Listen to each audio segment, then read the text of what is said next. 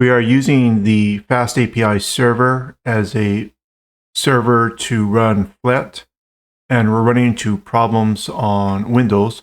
I wanted to thank Pablo Huberto for pointing this out. Okay, so what are the problems with our application, which you can download? Right here is the first one, where we try to go to this port here, it's going to be, it can't be reached on Windows. It is running on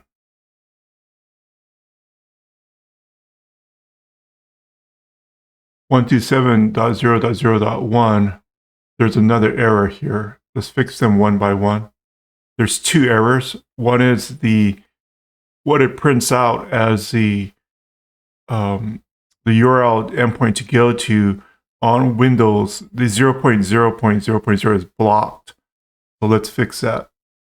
At the top here, I've imported OS into the Python. It's a standard Python library.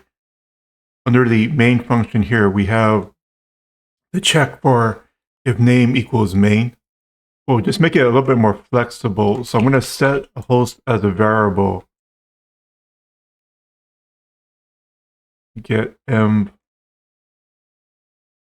host. So it's going to check the environmental variable for host, which you could set on the environmental variable, potentially maybe when you deploy or something. And it will use a port. If you set it as an environmental variable on your local computer, it will also, or your server on deploy, it will set it based on the environmental variable, or it will set it to 8550. Whoops, that should be a comma. Okay, now so for the host, we'll use the variable. And for the port, we'll use the port here. And we will test it again. UV run Python main.py. We'll try it. It would have printed out. There's a little bit more life. If the application is trying to start, however, now we have this error here. Okay, it's because the Windows is not using the default MIME types in Python aren't working within Windows. If you notice, I converted it to MJS, not just JS here. So you likely don't need this in production, but because you probably will deploy on Linux, but during development, it's a bit of a pain in the butt. So let's use Starlette. The FastAPI is built on top of Starlette.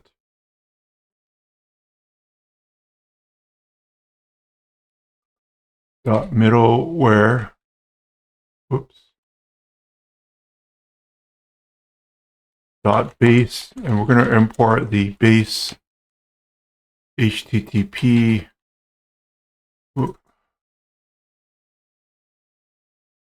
middleware.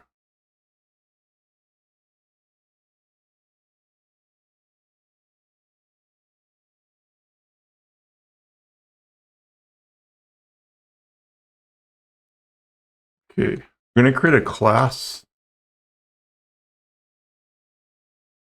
that asset MIME fix middleware, and it'll be the base HTTP middleware. This is from Starlette, right? We just imported it.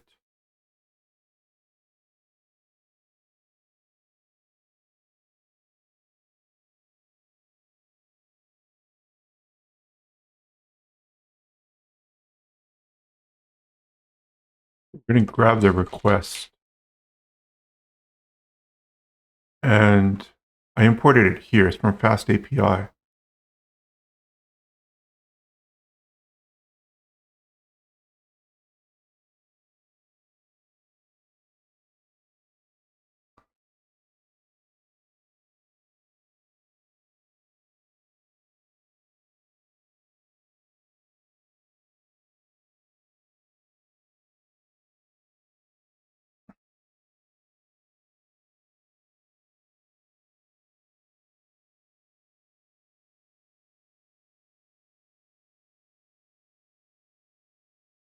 So if the path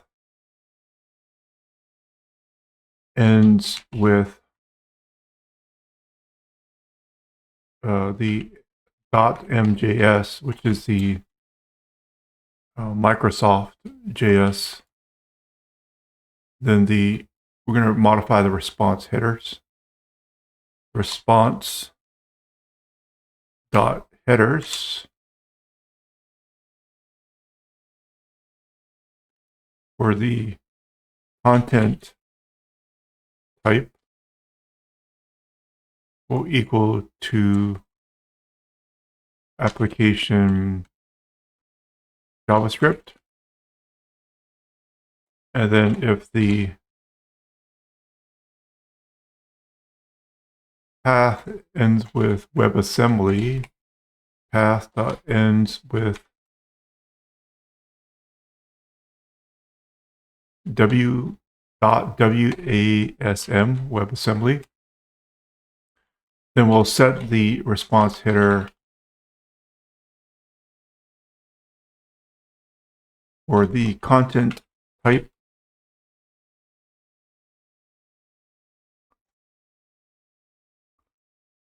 to equal application WebAssembly. And then we will finally return the response. Okay, we have our class here, which will swap out it'll look for the path on the end of the URL path that it's receiving. And then if it's ends in .mjs, it's going to add to the header, the HTTP header, the content type equals application JavaScript. This is the most critical one.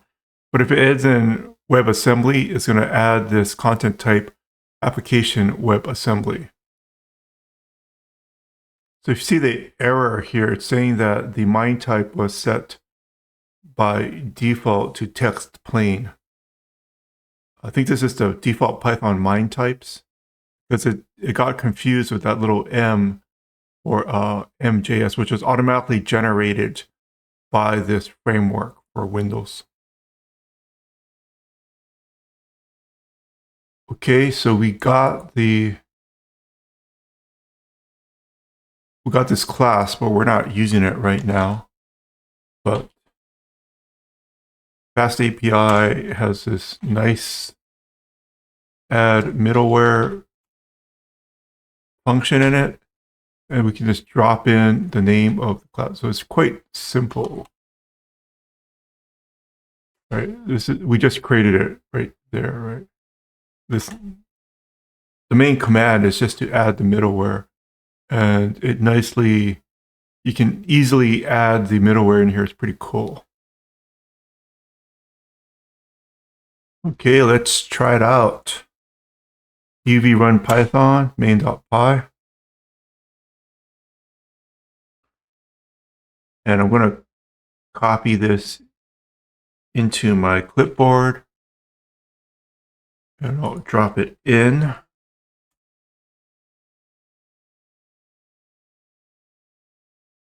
Go to more tools. I'll check out my dev tools here. Okay, I'm going to do shift reload.